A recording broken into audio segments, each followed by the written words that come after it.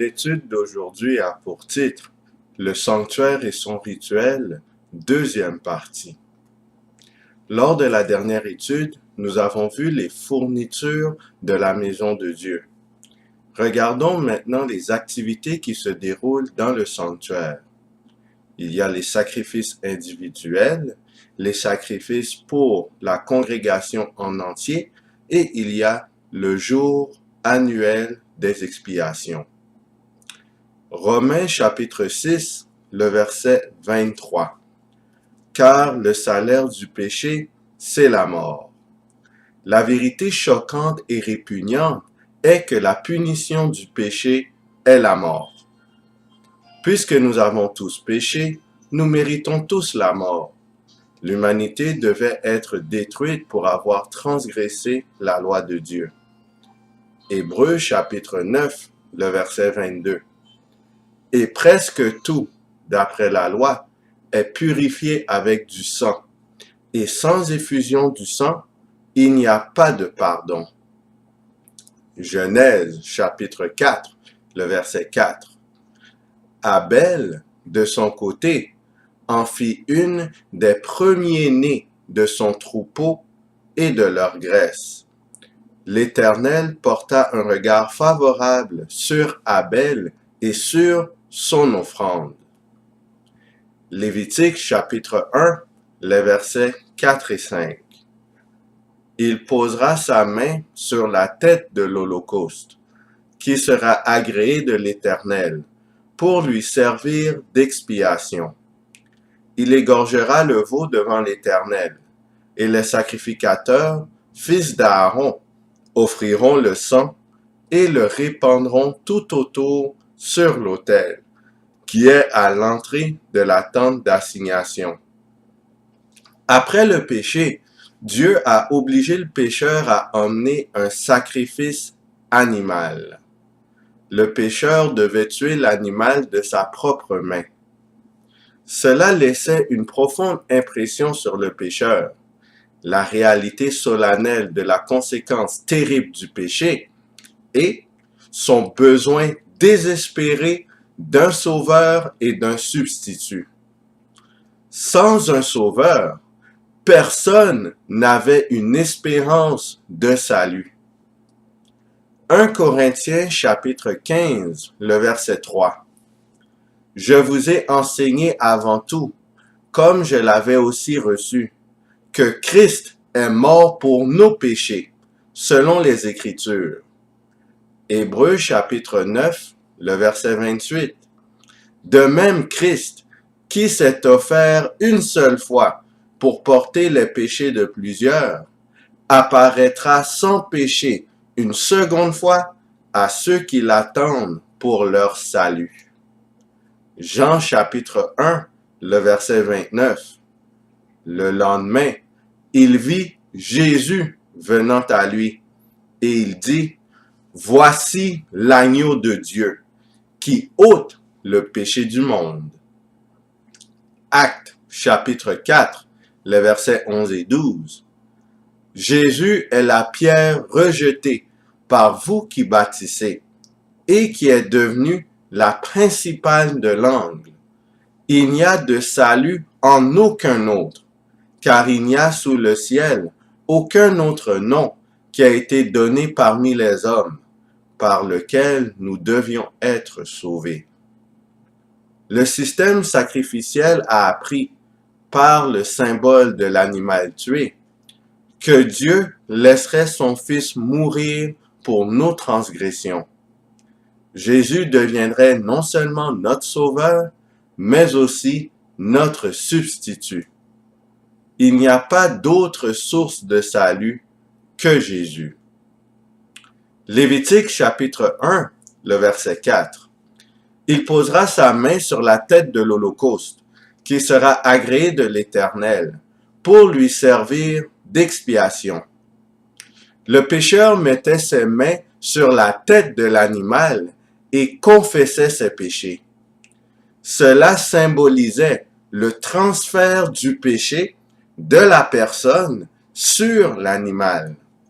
À ce moment, le pécheur était considéré comme innocent et l'animal comme coupable. Lévitique chapitre 1, le verset 5. Il égorgera le veau devant l'Éternel.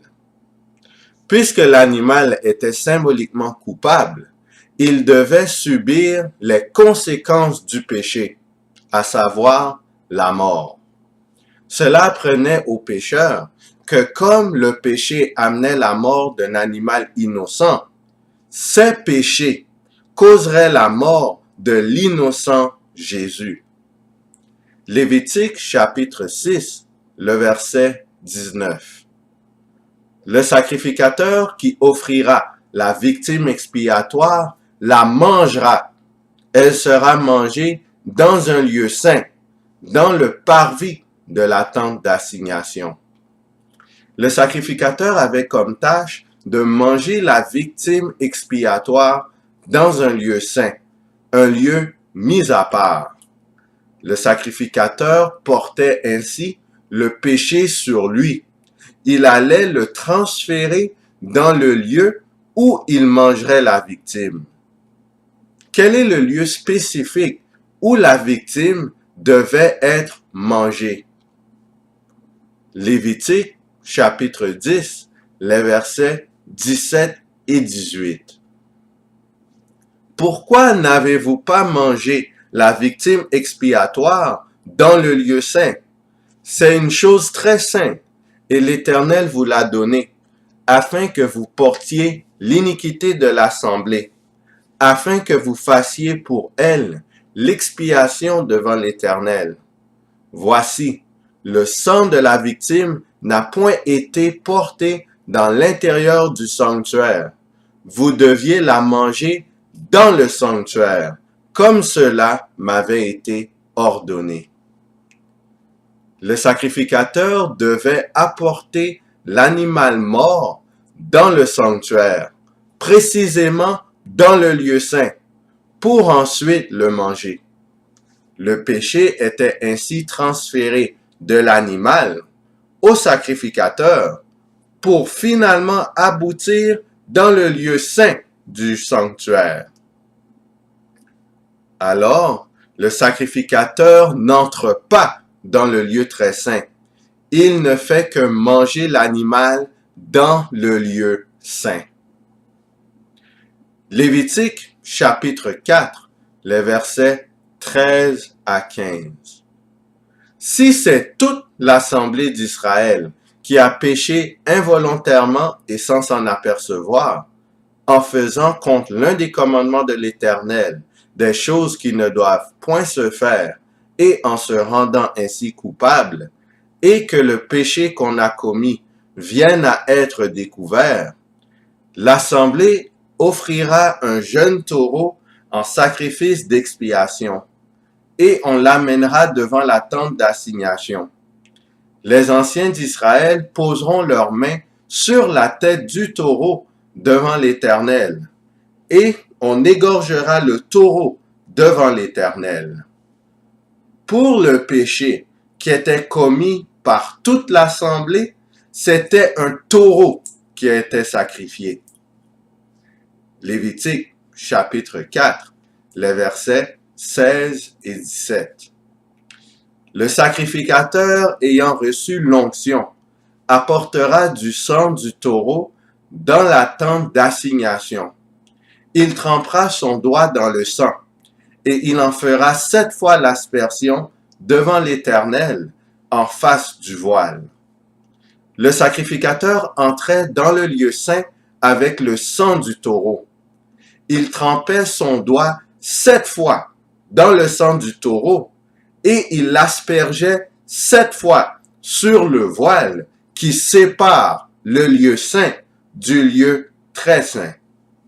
Encore une fois, le péché était ainsi transféré de l'animal au sacrificateur pour finalement aboutir dans le lieu saint du sanctuaire. Le sacrificateur asperge le sang du taureau sur le second voile qui sépare le lieu saint du lieu très saint. Encore une fois, le sacrificateur n'entre pas dans le lieu très saint. Le ministère du sang par le prêtre préfigurait le ministère du sang actuel de Jésus pour nous dans le ciel. Après que Jésus est mort à la croix en tant que sacrifice pour le péché, il est ressuscité et il est monté au ciel comme étant notre prêtre, notre sacrificateur, pour administrer son sang dans le sanctuaire céleste. La victime mangée et le sang administré par le prêtre sur le voile dans le lieu saint, cela représente Jésus appliquant son sang sur notre dossier de péché dans le sanctuaire céleste. Cet est un symbole de perfection. Et justement, le sang de Christ est parfait pour le pardon et la rémission des péchés.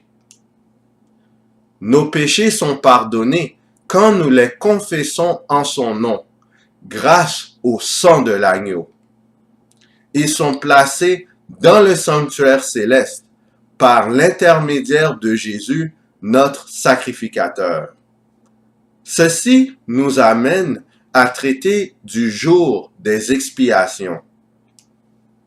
Dans notre maison, quotidiennement, des déchets s'accumulent, que ce soit des restes de nourriture ou des articles que l'on n'a plus besoin, que l'on jette à la poubelle. Le vidangeur passe chaque semaine afin que l'on puisse sortir nos vidanges de notre maison et ainsi garder notre maison propre. Si les déchets ne sont pas sortis d'ici l'arrivée du vidangeur, ils resteront dans la maison. La maison deviendra sale et on ne voudra pas habiter dedans. Genèse chapitre 1, le verset 27. Dieu créa l'homme à son image. Il le créa à l'image de Dieu. Il créa l'homme et la femme. Exode chapitre 25, le verset 8. Ils me feront un sanctuaire et j'habiterai au milieu d'eux. Nous avons été créés à l'image de Dieu. Lui aussi, il veut que sa maison soit propre. Lui aussi, il veut enlever les déchets de sa maison. Les déchets, ce sont les péchés qui sont à l'intérieur du sanctuaire céleste. Il faut que les péchés quittent le sanctuaire céleste. Dieu étant lui-même saint, il ne veut pas garder les péchés dans sa maison pour toujours. Il ne veut pas rester dans une maison sale ou souillée pour toujours. Son sanctuaire doit être purifié. Et tel est le but du jour des expiations. Lévitique chapitre 16, les versets 29 à 31. C'est ici pour vous une loi perpétuelle. Au 7e mois, le 10e jour du mois, vous humilierez vos âmes. Vous ne ferez aucun ouvrage, ni l'indigène, ni l'étranger qui séjourne au milieu de vous. Car en ce jour, on fera l'expiation pour vous, afin de vous purifier. Vous serez purifiés de tous vos péchés devant l'Éternel. Ce sera pour vous un sabbat, un jour de repos, et vous humilierez vos âmes. C'est une loi perpétuelle. Lévitique chapitre 16, le verset 34. Ce sera pour vous une loi perpétuelle. Il se fera une fois chaque année l'expiation pour les enfants d'Israël, à cause de leurs péchés. On fit ce que l'Éternel avait ordonné à Moïse. Lévitique chapitre 23, les versets 29 et 30. Toute personne qui ne s'humiliera pas ce jour-là sera retranchée de son peuple. Toute personne qui fera ce jour-là un ouvrage quelconque, je la détruirai du milieu de son peuple. Le jour des expiations, le peuple devait se concentrer uniquement sur la confession de ses péchés. Il n'avait pas le droit de travailler et le peuple était purifié de ses péchés. Dieu punissait par la peine de mort ceux qui ne respectaient pas le jour des expiations. C'était ainsi une période solennelle de jugement pour le peuple. Quel rituel était exécuté lors du jour des expiations? Lévitique, chapitre 16, les versets 3 et 4. Voici de quelle manière Aaron entrera dans le sanctuaire. Il prendra un jeune taureau pour le sacrifice d'expiation et un bélier pour l'holocauste. Il se revêtira de la tunique sacrée de lin et portera sur son corps des caleçons de lin. Il se ceindra d'une ceinture de lin et il se couvrira la tête d'une tiare de lin. Ce sont les vêtements sacrés dont il se revêtira après avoir lavé son corps dans l'eau. Aaron devait se laver avant de porter les vêtements sacrés. Ce bain représente la mort et la résurrection de Christ qui permet aux croyants de mourir au péché et de revivre en Jésus. C'est en vertu de sa mort et de sa résurrection que Jésus-Christ peut exercer son rôle de souverain sacrificateur. C'est grâce à sa mort et sa résurrection que Jésus est digne de purifier le sanctuaire céleste. Lévitique, chapitre 16, les versets 5 à 8. Il recevra de l'assemblée des enfants d'Israël 2 boucs pour le sacrifice d'expiation et un bélier pour l'holocauste. Aaron offrira son taureau expiatoire et il fera l'expiation pour lui et pour sa maison. Il prendra les 2 boucs et il les placera devant l'Éternel, à l'entrée de la tente d'assignation. Aaron jettera le sort sur les 2 boucs, un sort pour l'Éternel et un sort pour Azazel. Il y a un bouc pour l'Éternel et un bouc pour Azazel. Le bouc pour l'Éternel représente qui? Lévitique chapitre 16, le verset 9, 15 et 16. Aaron fera approcher le bouc sur lequel est tombé le sort pour l'Éternel, et il l'offrira en sacrifice d'expiation. Il égorgera le bouc expiatoire pour le peuple, et il en portera le sang au-delà du voile. Il fera avec ce sang comme il l'a fait avec le sang du taureau. Il en fera l'aspersion sur le propitiatoire et devant le propitiatoire.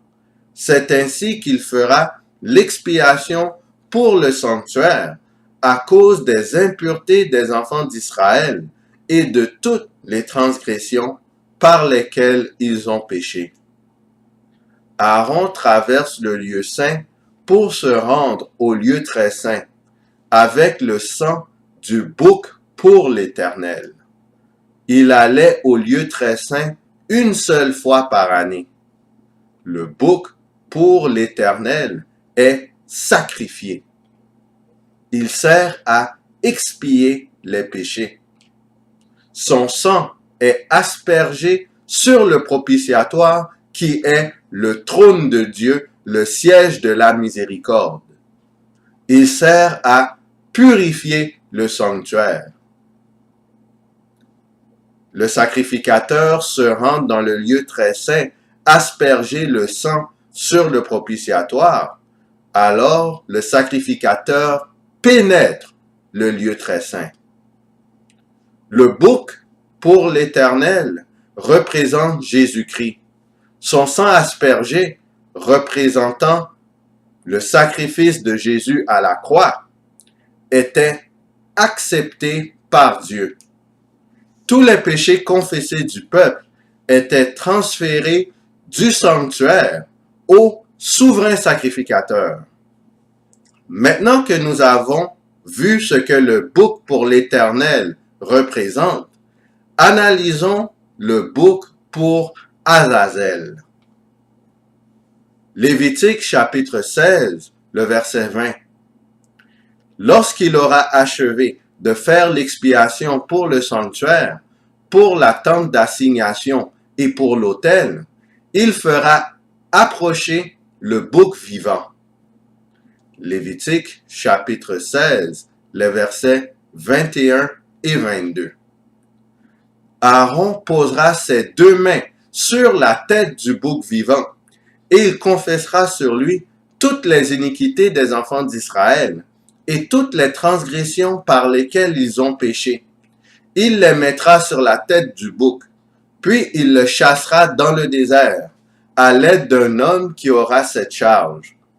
Le bouc emportera sur lui toutes leurs iniquités dans une terre désolée. Il sera chassé dans le désert. C'était uniquement lors du retour du grand prêtre, du souverain sacrificateur, que le bouc pour Azazel entrait en scène.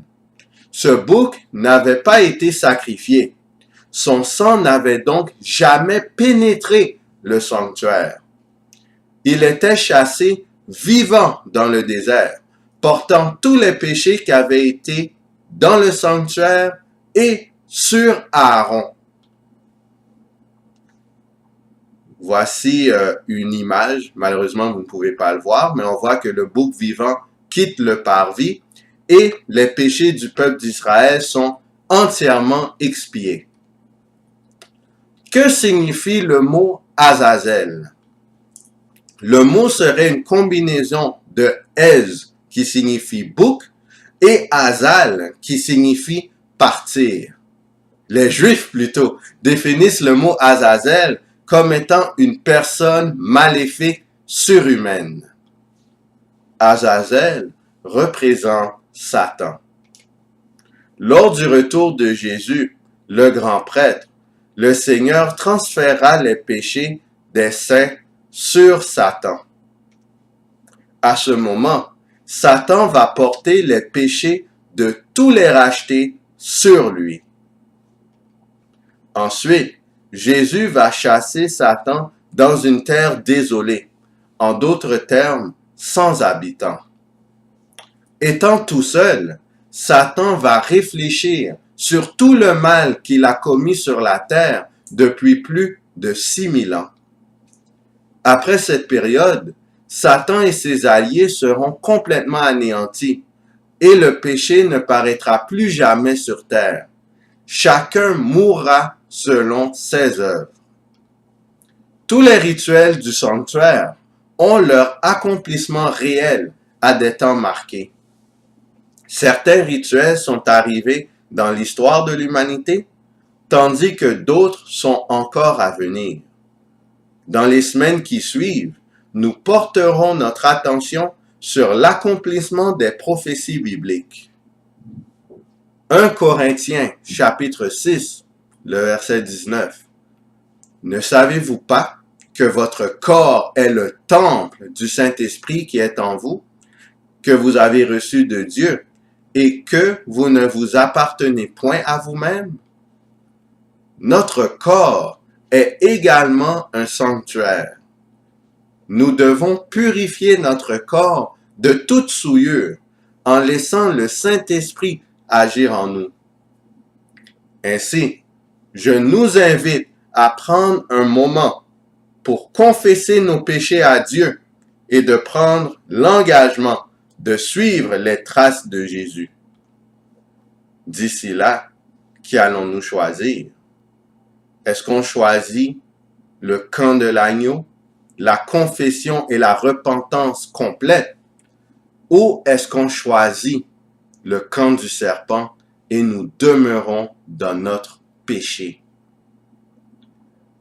Le moment viendra où nous devrons non seulement confesser nos péchés, mais entièrement les délaisser.